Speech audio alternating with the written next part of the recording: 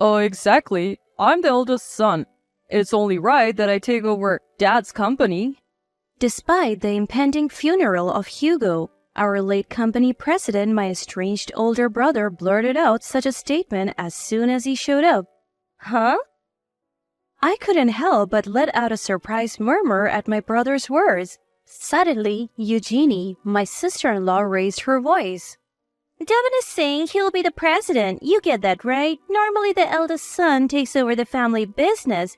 As a younger sister, you should simply step aside. Whoa, Eugenie, lower your voice. The funeral is about to start. Well then, admit it already that you're giving the company to me, or else we'll create a chaos at this funeral. With smirks on their faces, they both stared at me. I had no idea that they were this insensitive. It felt like something taut within me, like a tightly drawn string just snapped. Dealing with these people was becoming more ridiculous by the second. Fine, I'll give it to you, but in return, get out of here right now. At my words, the two of them grinned. No backing out later. We are relieved you agreed so quickly, just like father-in-law. You're such an accommodating sister-in-law. Leaving those words behind, the couple left the venue. My name is Elsie. After losing my mother a few years ago, I have been living with Hugo. Despite being in his late 60s, Hugo remained active, astonishing even his own daughter with his vitality. Hugo ran his own company, where I also worked. Once I started working, I realized that Hugo, who I had always seen as strict during my childhood, was actually a man of great compassion. Hugo's stern and plain-spoken demeanor, both at home and in the office, were the result of a character that didn't allow for compromise, neither from himself nor others. I became aware of this because Hugo, who I had thought was cold, was highly respected and depended upon by his staff at the company. I used to wonder why these people would follow such a ruthless man. One day, I saw the reason firsthand. I'm sorry, Mr. President, I received a call from our client, N.Co., saying that the quantity of the goods we delivered yesterday was short. The one saying this with a pale face was an employee named Tobin. N.Co. is a valuable client of ours. Hugo's company isn't big and our main operation is transactions with major clients. In other words, every single issue with a major client is of considerable importance. Tobin continued, bowing his head. It's my fault. They apparently need it today, so I'll hurry and deliver it right away. I'm really sorry. To this employee, Hugo said, Wait. I'll go too. It's my fault as the company's president when the company makes a mistake. Let's go apologize together. Hugo stood from his seat and put on his suit jacket. They reported upon their return that our dealings with N.Co. would continue. Apparently, after Hugo apologized, he presented a plan to prevent such mistakes in the future to N.Co. N.Co. was not only convinced by the plan, but also increased the volume of transactions due to Hugo's honest attitude and his good judgment in rectifying the mistake. Given the time crunch for N.Co.'s order, I shouldn't have left it all to Tobin. I should have confirmed it together. So don't blame yourself alone. Tobin shared that Hugo had said these words to him on their way to the client.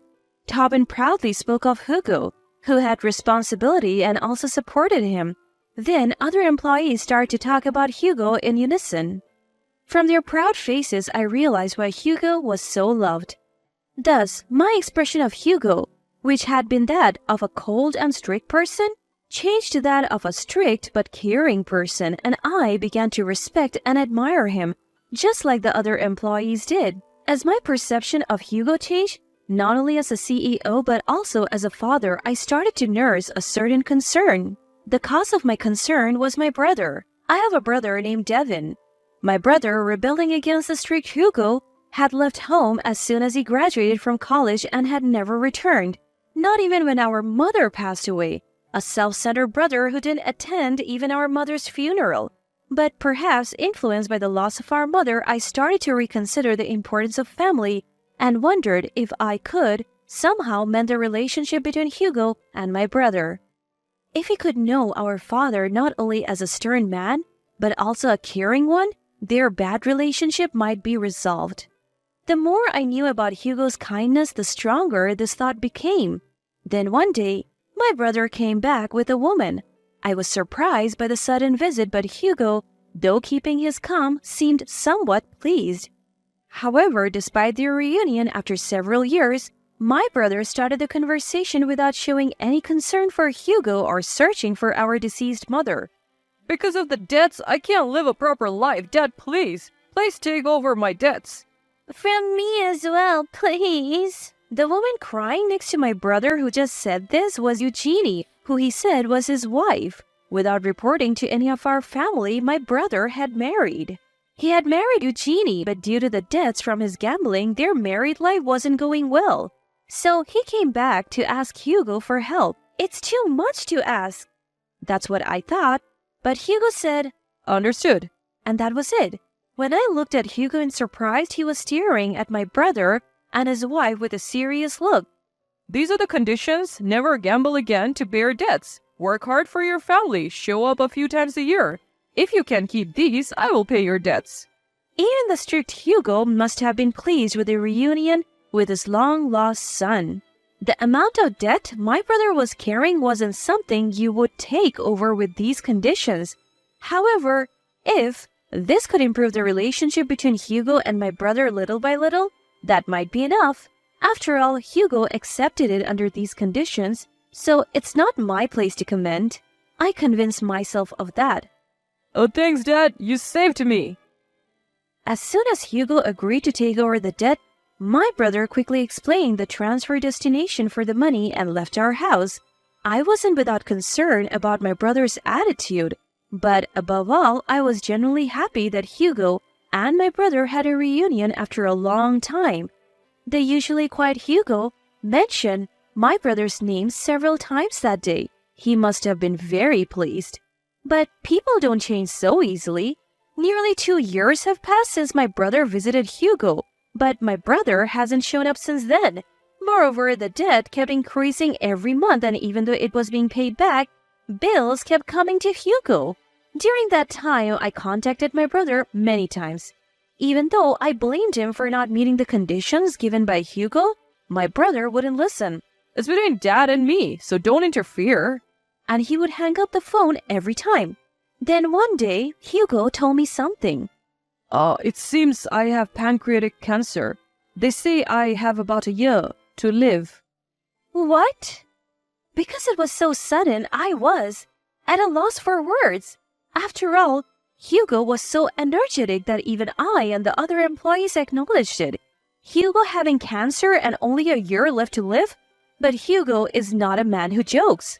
Both the cancer and the prognosis must be true.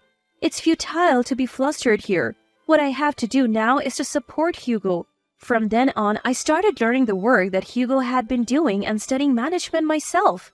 Hugo was also proactive in mentoring me. Perhaps he was ensuring that things would be all right regardless of what happened to him. The thought made me feel complicated, but when I thought about the company that Hugo had always protected and the employees with whom he had worked, there was no room for complaints. Then, several months later, Hugo was admitted to the hospital. Even during his hospitalization, it seemed that my brother had been contacted to make debt payments. Sorry, but could you make the payment on my behalf? When Hugo said that to me, I was so outraged that I called my brother as soon as I left the hospital and raised my voice. Didn't I tell you before Dad has cancer? He's in the hospital right now, and yet you're asking for money? What are you thinking? Why don't you visit him once before you say such things? But my brother's attitude only got worse. He responded in an irritated voice as if saying it was a bother. So what? Whether it's cancer or anything else, Dad shouldered it, so it's natural to pay. Brother, aren't you breaking Dad's conditions? You never show up, and you're increasing the debt every month. Plus, I heard you're going to the casino every day with Eugenie. Shut up, both Eugenie and I are gambling to increase our money. Unable to accept his excuse, I exclaimed, "What?" And I could hear a woman's voice from the back of the phone. Tell him we're happy, because our father-in-law is paying the debt and we can enjoy ourselves without worrying. Probably my sister-in-law. I could also hear their laughter as if making fun of us. Hey, if you say things like that and we can't get the debt paid, what will you do? But he's not going to survive, right? We thought we should express our gratitude while we can. Plus, Wasn't it Devin who said, such a father, he's just here for the money?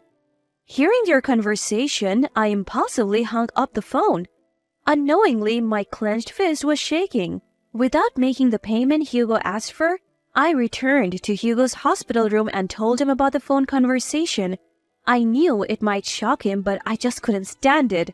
Hugo listened to my story, was silent for a while, then turned a serious face towards me and nodded slightly. Elsie, I have a favor to ask. I was taken aback by what he said. Then, a few months later, Hugo passed away and went to heaven. Many people came to see Hugo's face at the wake. But at the funeral today, even more people are gathering. Uncle Godwin, who is Hugo's cousin, is joining me in greeting those who came to the funeral. I tried contacting my brother on the day Hugo passed away, but he didn't answer the phone and didn't respond to my emails. Uncle Godwin, thank you for everything. When I said that, Uncle Godwin made a modest smile. It's fine. Elsie, you must have been through a lot. Let me know if there's anything else I can help with. You have helped me more than enough. Thanks for being here, even though it was short notice. Just as Uncle Godwin and I were talking. Hey, Elsie, we're here. It was my brother and sister-in-law who showed up. I sighed at their arrival. Why didn't you reply to my contacts? It should be you, as the eldest son, who should be in charge of the funeral, right? That's too troublesome. Besides, I have something to talk to you about. With that, my brother crossed his arms and stood arrogantly. My sister-in-law standing next to him had a smirk on her face. You just mentioned me as the eldest son, right? Yeah, so what? Yeah, I'm the eldest son. That's why I'll take over Dad's company. What? At my brother's words, I let out a voice unconsciously. Suddenly, my sister-in-law raised her voice. David is going to be the president. You get it too, right? It's only natural for the eldest son to take over the company. The younger sister should step aside quietly. What? Oh, wait a minute, Eugenie. Keep your voice down. The funeral is about to start. Well then, acknowledge that you'll pass the company to me quickly. Otherwise, we will make a mess of this funeral. They gave us a vile smile. I didn't know that they could be so uncivil. It felt like a taut string had been abruptly cut. It seemed ridiculous to even bother with these people anymore. Fine, I'll give it to you, my dear brother, but in return, get out of here right now. At my words, they grinned widely. Don't you dare go back on your word later. I'm relieved that it ended quicker than I thought, just like our father-in-law, such a convenient sister-in-law. With those words, the couple left the venue. A few days later, I received persistent contact from my brother, which led me to accompany the couple to the company. My brother, perhaps having bought new clothes, was dressed in a flashy suit, and my sister-in-law wore a ring adorned with large jewels and a gaudy necklace. As expected, my sister-in-law, flaunting her ring, struck up a conversation with me. I bought it because I'm becoming the president's wife. How is it? Isn't it lovely? With my emotions drained, I replied, Indeed. Even with such a curt reply, my sister-in-law seemed satisfied and proud. However, her smug expression soon distorted. Upon reaching the company, my brother, ignoring me, clapped his hands loudly. I am the president from now on. Everyone, follow my orders. With that, my brother looked content, and my sister-in-law standing beside him wore a triumphant expression.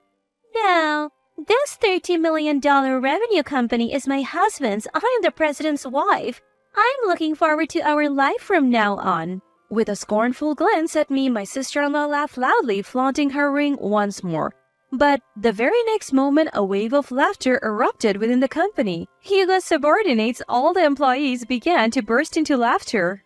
Unable to comprehend the situation, the couple, losing their earlier smug smiles, looked upset. What's so funny? I don't know. Did you say something weird? My brother answered, flustered, in response to my sister-in-law, who was yelling out of irritation. Seeing this, I couldn't help but laugh. Noticing me laughing, my sister-in-law shot a sharp glance at me and started yelling, You know something. What did you do? What's so funny? Oh, it's just funny to see something that's not even yours being claimed so brazenly. What? Hearing my words, my sister-in-law screamed and my brother yelled. What do you mean? Indeed, the president of this company isn't my brother. From the time of the funeral, neither my brother nor I had any authority to take over Hugo's company. That's because Hugo's company had already been sold. When I found out that my brother and his wife only saw Hugo as a cash cow, Hugo made a request to me. That was to sell the company. I made a mistake raising Devin. While I'm alive, it's fine, but I don't want to cause trouble for you after I'm gone. Hugo, saying this, made up his mind to let go of the company for my sake. Of course, I opposed it, but Hugo's determination was unwavering. From then on, while still in the hospital, Hugo spent busy days talking with Uncle Godwin, who runs the company, about buying the company, discussing the future of the company with each employee. Thus, the company was safely handed over. All the employees were satisfied with the sale of the company, as Hugo explained it earnestly, and their conditions did not change. And a few weeks after Hugo passed away, the purchase agreement was signed and the company was already in the hands of Uncle Godwin. Despite this, my brother was saying things like, I'm the president, and the company is my husband's. How could I not laugh at this? I'm sure not just me, but all the employees were holding back their laughter since the funeral. I summed this up and explained it to my brother and his wife. Upon learning that the company was already up for sale before either of us siblings decided to take it over, my brother and his wife turned pale. Oh, wait a minute. You told me you would hand over the company to me. What was all that about? That. I thought if I didn't say it, you would make a mess of Dad's funeral. So you're saying this company won't be ours? What should we do? We bought this ring and this necklace on credit again. What about that money? At my words, my sister-in-law began to yell in rage. My sister-in-law continued to blame my brother, saying, You have to do something. In his fluster, my brother seemed to realize something and a sleazy smile crept across his face again. That's right. Dad left an inheritance, didn't he? I'm the eldest son. Hand over all of Dad's inheritance. Upon hearing the word inheritance, my sister-in-law, who had been openly angry until a moment ago, changed her tone. That's right, inheritance. He was the CEO, so there should be a lot, right? Oh, good. We don't have to worry about our debts, and we can keep having fun. I dealt my sister-in-law, who was relieved and saying such things, a cruel blow. No inheritance is left for my brother. By father's will, he has been excluded from the heirs. Indeed, Hugo not only sold the company but also left a will with a lawyer present so that the inheritance would not go to my brother. It stated that Hugo, who had been repeatedly covering my brother's substantial gambling debts, excluded my brother from the heirs. That's ridiculous. My brother argued, but I coldly brushed him off, saying, Why don't you hire a lawyer or something? It's a waste of money, though. I can't believe it. I quit my job thinking I would get the company, and I can't even get an inheritance? The two, having lost their last hope, left the company in a daze. After the two had left, the employee told me, That was well done. My brother, who had quit his job in anticipation of getting the company, apparently couldn't find a decent job afterwards. My sister-in-law, who thought she would become the wife of the CEO, also had her dreams dashed and seems to be considering divorce from my brother, but she can't even effort to do so because she has no money. The two seem to be living a life of paying off debts while working part-time all day and having quarrels every day. Meanwhile, I have been working together with the same staff as before, even after the president became Uncle Godwin. Thanks to Hugo's efforts during his lifetime, not only have we been able to continue our relationships with our clients as before after the acquisition, but also thanks to Uncle Godwin, we have more clients and our annual sales are on the rise. This company will surely continue to undergo various changes, but I think it's my role to keep protecting this company, respecting and embodying Hugo's ideas. To achieve that, I will continue to work hard.